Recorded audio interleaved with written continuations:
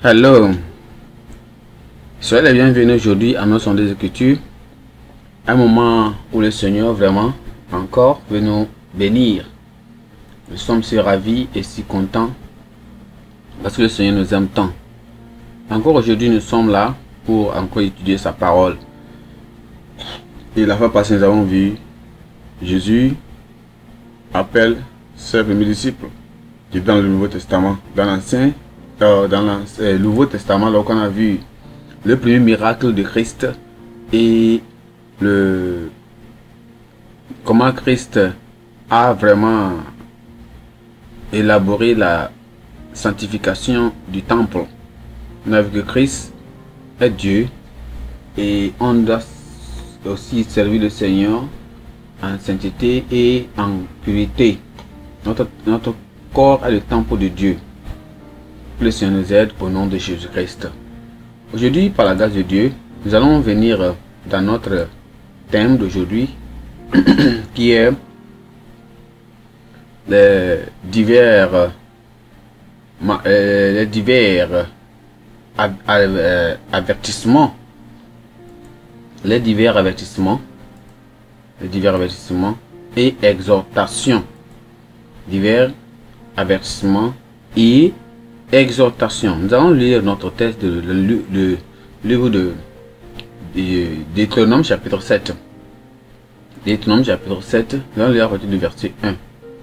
Ça lui dit quelque chose. Il dit: lorsque l'Éternel ton Dieu t'aura fait entrer dans ton pays dont tu vas prendre possession et qu'il chassera devant toi beaucoup de nations, les Hétiens, les Girgasiens, les Amoriens, les Cananéens, les Phérésiens, les Hiviens, les Jébusiens, 7 nations plus nombreuses et plus puissantes que toi. Verset 2 dit: lorsque l'Éternel ton Dieu tu les auras livrés et que tu les auras battus, tu les dévoreras par interdit et tu ne traiteras point d'alliance avec elles et tu ne leur feras point grâce. Tu ne te contracteras point de ménage avec ces peuples. Tu me donneras point tes filles à leurs filles et tu ne le comprendras point leurs filles pour tes filles. Gloire à Dieu. Voyez ici que lorsque nous lisons dans on va lire le chapitre 7, chapitre 8, chapitre 9, chapitre 10, chapitre 11. Et c'est ce que nous verrons là-bas. L'autre verset clé qui est comprend notre thème ici, c'est le verset 12 de Deutéronome chapitre 7. Et ça se dit quoi? Maintenant Israël, que demande-toi l'Éternel ton Dieu, si ce n'est que de craindre, que tu craignes l'Éternel ton Dieu, afin que tu marches, ou bien afin de marcher dans toutes ses voies, d'aimer et de servir l'Éternel ton Dieu en tout ton cœur, de tout ton cœur et de toute ton âme. Gloire à Dieu. Nous voyons ici que nous parlons de quoi? Des divers avertissements et des exhortations. Qu'est-ce que nous parlons de? Lorsque nous parlons de avertissement, c'est simplement une mise en garde contre le danger ou contre les fautes ou les mauvaises pratiques qui entraînent un danger. Alors, une faute ou quelque chose de mal. Vous voyez, non? Et lorsque nous regardons aussi encore ce qu'on appelle exhortation. Exhortation, c'est quoi? C'est encourager ou bien c'est inciter fortement quelqu'un à faire quelque chose. C'est ce qu'on appelle exhortation. Gloire à Dieu. Dans ce thème, nous allons voir, pour mieux comprendre le thème, nous allons considérer 3 points. Premier point qui est quoi? Le premier point, ou bien avant que nous allons dans le premier point, nous allons voir que quoi? Lorsque nous regardons un peu sur ce que le Seigneur nous avons dit, nous voyons que les avertissements et les exhortations sont des surchemins du pèlerin vers la terre glorieuse. Donc dans ces 5 chapitres, à partir du verset chapitre 1, chapitre 7 de Deutéronome jusqu'au chapitre 11, nous voyons que quoi? Ces 5 chapitres là, Moïse exhorte Israël en général à observer quoi? Les commandements de Dieu comme condition préalable à sa prospérité et même à sa préservation, même à sa longévité dans le pays qui n'a pas encore été possédé. Parce qu'il essaie un peu, qu'il entre dans la terre promise, dans la possession de Canaan. Et maintenant, c'était important que Moïse les avertisse.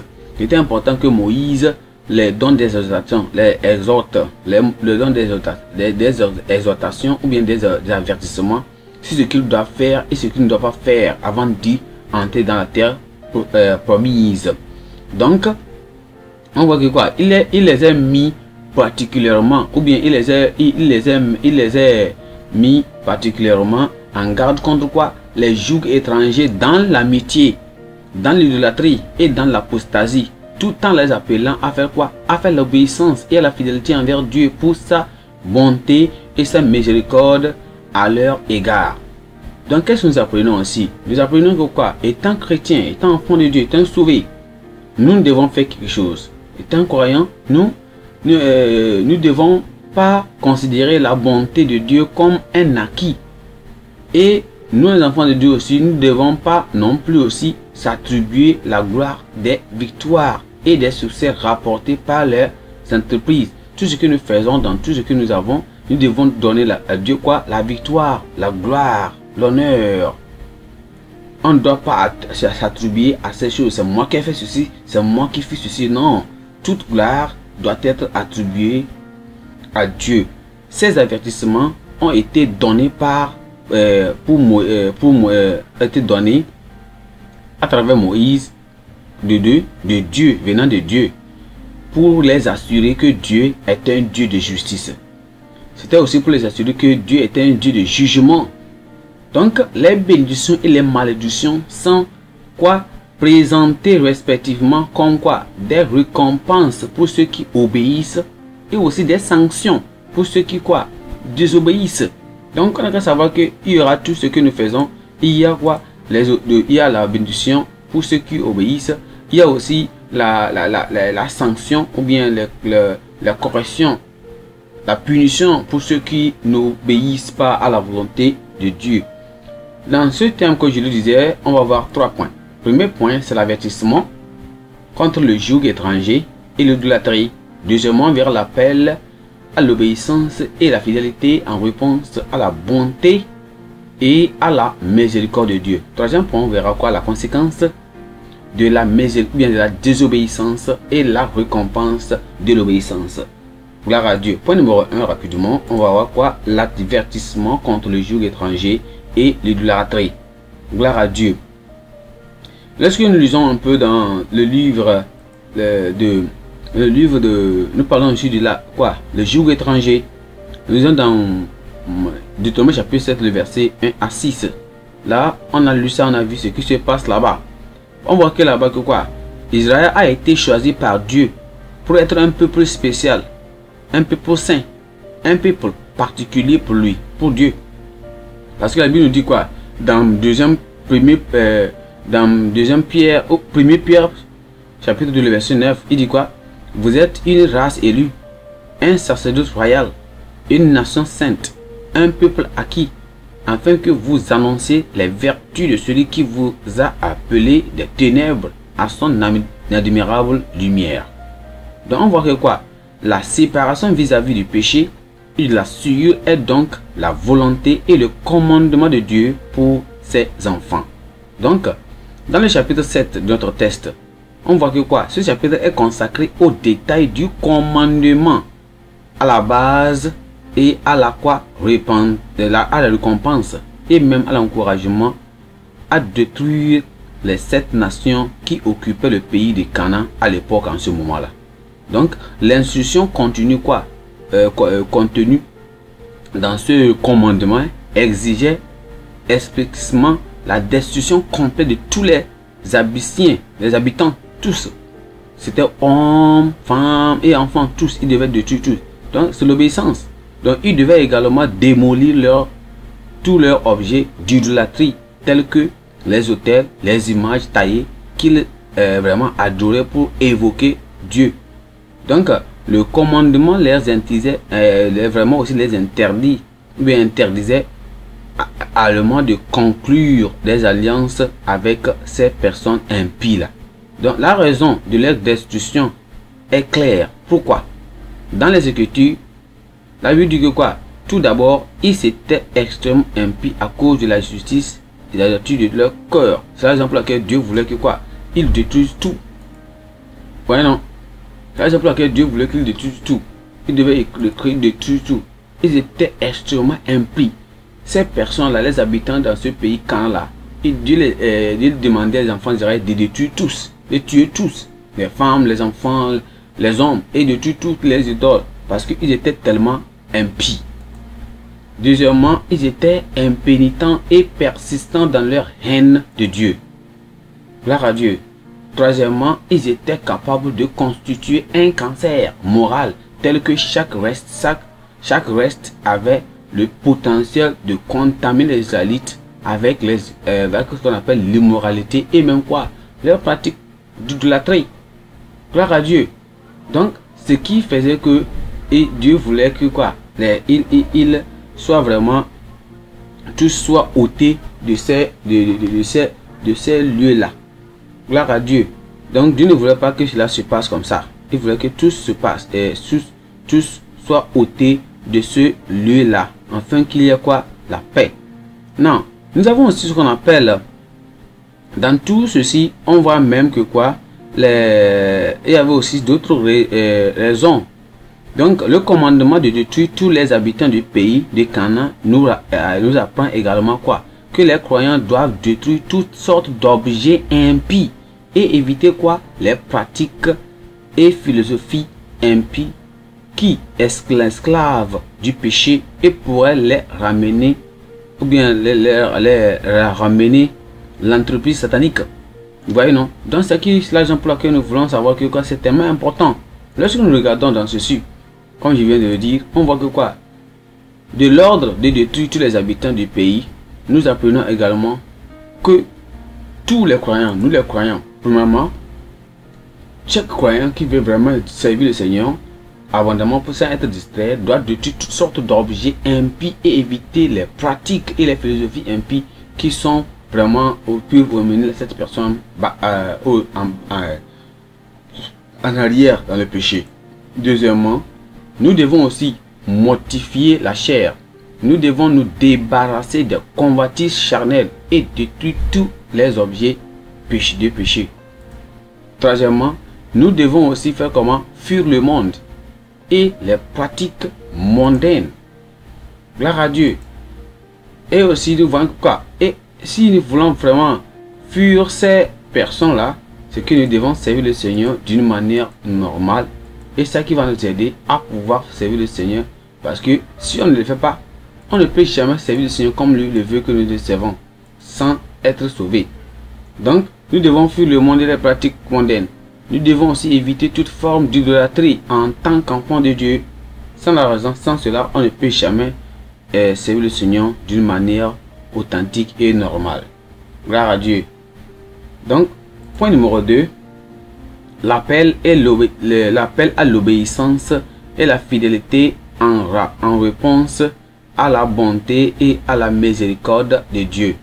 Dieu veut qu'on se sépare de ce qu'on appelle le joug étranger. On ne peut pas s'associer avec les mondains et faire des business, faire de n'importe quoi avec eux sans vraiment qu'il y a une limite, une entente que Dieu peut nous conduire. Ça n'a qu'au contraire, il y aura beaucoup de choses que ça ne va pas amener quoi, l'unité entre nous, parce que nos ressources de croyance c'est différent. Donc regardons un peu dans Deutéronome chapitre 7, le verset 7. Deutéronome chapitre 7, lisons le verset 7. Vous voyez que c'est la même chose que je disais ici. Le verset 7 dit, ce n'est point parce que vous surpassez en nombre tous les peuples que l'Éternel s'est attaché à vous, qu'il vous a choisi, car vous êtes le moindre de tous les peuples. Vous voyez, non? Car vous êtes le moindre de tous les peuples. Le verset 8 dit, mais c'est parce que l'Éternel vous aime, parce qu'il a voulu tenir le serment qu'il avait fait à vos pères. L'Éternel vous a fait sortir par sa main puissante et vous a délivré de la maison de la servitude, de la maison de Pharaon, roi d'Égypte. Si on continue la lecture jusqu'à là-bas, regardons un peu le verset 9. Le verset 9 dit quelque chose. Sache donc que c'est l'Éternel ton Dieu qui est Dieu. Ce Dieu est fidèle parce que son alliance et sa miséricorde jusqu'à la 1000e génération envers ceux qui l'aiment et qui observent ses commandements. Verset 10 dit, le verset 10 dit quelque chose. Il dit, mais il use directement de représailles envers ceux qui le haïssent et il les fait périr. Il ne les diffère point envers celui qui le haït. Il use directement de représailles. Gloire à Dieu. Donc vous voyez ici ce que je viens de dire, que quoi, c'était disons un commandement que le Seigneur voulait que quoi, qu'il sache que il ne peut pas faire quelque chose, il ne peut pas faire de n'importe quoi sans que Dieu même est à leur disons à leur pouvoir. Donc c'est la raison pour laquelle quoi, la fidélité est quoi, est le caractère de Dieu. Donc il désire que quoi, ses enfants soient aussi fidèles. Donc l'obéissance et la fidélité sont les vertus indispensables et inséparables qui doivent être comment évidentes dans la vie des Coréens du royaume pour qu'ils puissent jouir de la plénitude de Dieu. L'appel à l'obéissance et à la fidélité, même à la veille de l'entrée d'Israël sur la terre promise, était à la fois opportun et aussi nécessaire pour éviter ce qu'on appelle le mot contentement divin. Vous voyez, c'est la raison pour laquelle il nous a dit dans Deutéronome chapitre 8, le verset 19, il a dit quoi? Si tu oublies l'Éternel ton Dieu et que tu ailles après d'autres dieux, si tu les sers et tu te prosternes devant eux, je vous déclare formellement aujourd'hui que vous périrez. Vous voyez, non? Donc, en appelant Israël à l'obéissance, il a été dit d'entendre, de comprendre et de se souvenir. Vous voyez, non? Donc, entendre les paroles de Dieu prédispose le cœur et obéissance aux paroles prononcées. C'est pour laquelle nous venons pour écouter la parole de Dieu. On écoute les serments pour que nos cœurs soient prédisposés à faire la volonté de Dieu. Donc, la compréhension de la parole de Dieu est donnée à ceux qui l'entendent et à ceux qui la reçoivent avec quoi? La volonté d'obéir. Si vous entendez la parole de Dieu et vous n'obéissez pas, ça devient inutile. Donc, tous les enfants d'Israël étaient appelés à se souvenir de la parole de Dieu et à son jugement sur les désobéissances.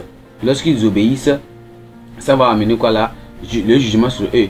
Donc on doit aussi faire une réflexion sur la parole de Dieu. Donc la réflexion sur les miséricordes divines passées, les jugements et la puissance improvisionnante de Dieu est un tonifiant pour l'obéissance. Donc Dieu a clairement indiqué que quoi?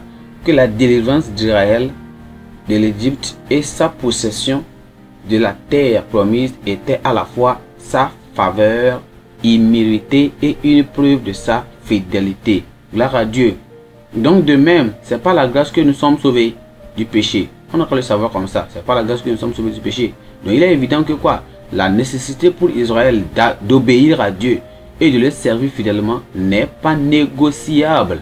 Néanmoins, la circoncision du cœur était inévitable pour qu'il puisse aimer Dieu parfaitement et marcher efficacement avec lui. C'est pourquoi le Seigneur les a appelés en leur disant: vous circoncisez-vous donc vos cœurs. Voyez, non? Donc de même, dans le même ordre d'idée, la circoncision du cœur, le communément appelé ce qu'on appelle sanctification, c'est la deuxième quoi œuvre de la grâce. C'est tellement nécessaire pour les croyants qui désirent servir Dieu de manière acceptable. Parce que le Seigneur est saint, nous devons être saints. Nous sommes appelés à le servir dans la sainteté. Et sans la sainteté, on ne peut pas servir le Seigneur d'une manière authentique et d'une manière vraiment recommandée. Gloire à Dieu. Que le Seigneur nous aide pour que nous soyons sanctifiés. Parce que sans la sainteté, nous ne pouvons pas servir le Seigneur d'une manière digne. Pas le servir comme le Seigneur veut. Le Seigneur va nous aider à le servir d'une manière authentique au nom de Jésus-Christ. Gloire à Dieu. J'ai dit gloire à Dieu. Allons au point numéro 3. Le point numéro 3 qui est quoi? Qui est la conséquence. La conséquence de la désobéissance. La conséquence de la désobéissance. La conséquence de la désobéissance et la récompense. Et la récompense de l'obéissance. Gloire à Dieu. Lorsque nous venons encore dans Deutéronome chapitre 7, Deutéronome chapitre 7, lisons les versets, dans les versets 12 et 13. 12 et 13. Il dit, si vous écoutez ces ordonnances, si vous les observez et les mettez en pratique, l'Éternel ton Dieu gardera envers toi l'alliance et la miséricorde qu'il a jurée à tes pères. Verset 12 dit ceci, verset 13 plutôt. Il dit, il t'aimera et il te bénira et te multipliera. Il bénira le fruit de tes entrailles et le fruit de ton sol, ton blé, ton mou et ton huile, tes portées de ton gros et de ton menu bétail, dans le pays qu'il a juré à tes pères de te donner. Gloire à Dieu. Vous voyez, non? Si nous continuons jusqu'à, vous allez voir que le Seigneur est en train de faire quoi? De bénir les enfants de Dieu ici. Revenons dans Deutéronome chapitre 11. Deutéronome chapitre 11, le verset 26 là-bas. Le Deutéronome verset 26, la Bible dit que il dit, vois, je mets aujourd'hui devant toi la bénédiction et la malédiction. Verset 27 dit, il dit, la bénédiction si vous obéissez au commandement de l'Éternel, votre Dieu, que je vous prescris en ce jour. Gloire à Dieu. Donc, l'obéissance à la parole de Dieu nous amène quoi? Ce qu'on appelle la bénédiction. Ça nous amène quoi? La bénédiction. Lorsque nous n'obéissons pas à Dieu, cela ne peut pas amener la bénédiction. Parce que le moment que nous n'obéissons pas à Dieu, cela n'amène pas la bénédiction. Et lorsqu'il n'y a pas la bénédiction, la joie avec le Seigneur, le ciel à la fin, il y aura ce que ça va amener, il y aura la damnation. Lorsque nous regardons un peu, on voit que quoi? Les précieuses promesses et bénédictions de Dieu sont réservées à ses enfants obéissants. Donc, il récompense l'obéissance et punit quoi? La désobéissance. On doit savoir, lorsque ton enfant fait quelque chose de bon, ou bien à l'école, n'importe quoi, n'importe tout ce que nous faisons comme du bon, nous sommes récompensés. Nous sommes récompensés. Mais lorsque nous faisons du mal, nous sommes punis pour ça. Lorsque nous obéissons au Seigneur, il nous récompense par les éléments suivants. Comment le Seigneur peut nous récompenser? Il y a plusieurs manières que le Seigneur peut nous récompenser. Il peut nous récompenser de plusieurs manières. Premièrement, comment le Seigneur peut nous récompenser? Premièrement, on voit que quoi? La puissance divine avec l'autorité qui nous rend fort. Le pouvoir divin avec l'autorité qui nous rend fort. Parce que quoi? Dans Deutéronome chapitre 11, le verset 8, la Bible dit quoi? Ainsi, vous observez tous les commandements que je vous prescris aujourd'hui, afin que vous ayez quoi? La force. Voyez la puissance ici. Deuxièmement, on voit quoi? On voit un succès. Un succès dans tous les domaines. Un succès dans tous les domaines. Et troisièmement, on voit que quoi? Conservation et durée des jours. La conservation et quoi? La durée des jours. Ce qui signifie que quoi?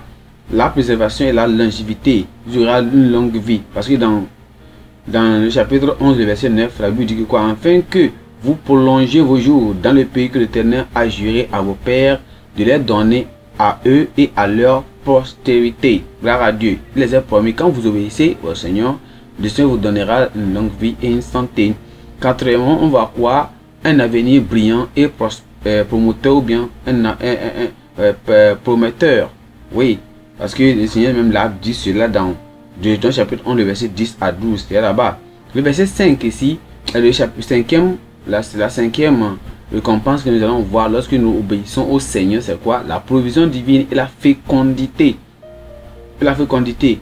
Pourquoi cela? Dans Deutéronome chapitre 7, le verset 13, la Bible dit que quoi?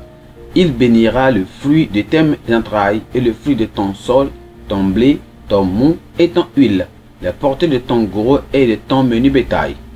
Cela est dit là-bas. La sixième bénédiction ou récompense que nous pouvons en avoir. Ça, c'est pour citer seulement que peu. Donc, on a ce qu'on appelle quoi? La prospérité. La quoi? La prospérité. On aura la prospérité. La prospérité. Septièmement, on a ce qu'on appelle la victoire sur l'ennemi. La victoire sur l'ennemi. La victoire sur quoi? L'ennemi. Donc, parce que la Bible nous a dit cela dans Deutéronome chapitre 11, le verset 25. Il a dit quoi? Il dit, nul ne se tiendra contre vous. L'Éternel votre Dieu répandra comme il vous l'a dit en faire. Donc, le Seigneur va combattre pour nous et seulement que nous, on va se taire et on regarde. Mais, il y a aussi d'autres choses. Lorsque on ne fait pas cela, regardez dans Deutéronome chapitre 11, le verset 28. Deutéronome chapitre 11, le verset 28. Ce qui va amener quoi? La désobéissance de ceux qui ne croient pas au Seigneur, et de ceux qui ne vont pas obéir à la volonté de Dieu. Regardez, il dit, la malédiction, si vous n'obéissez pas au commandement de l'Éternel, votre Dieu, et si vous détournez de la voie que je vous prescris en ce jour, pour aller auprès d'autres dieux que vous ne connaissez point. Gloire à Dieu. Voyez sinon, donc il y a ce qu'on appelle la bénédiction, il y a aussi ce qu'on appelle la malédiction, le jugement divin de Dieu sur ces personnes qui ne vont pas aussi obéir à Dieu. Moi, je vais obéir au Seigneur Dieu. Je ne sais pas avec toi, parce que quand j'obéis au Seigneur Dieu, à la fin, c'est le ciel que je vais avoir. Je vais obéir au Seigneur. La stérilité, l'affliction et la perdition éternelle sont quelques-unes des graves conséquences de l'obéissance. La perdition, la colère de Dieu sur toutes ces personnes qui seront détruites en enfer.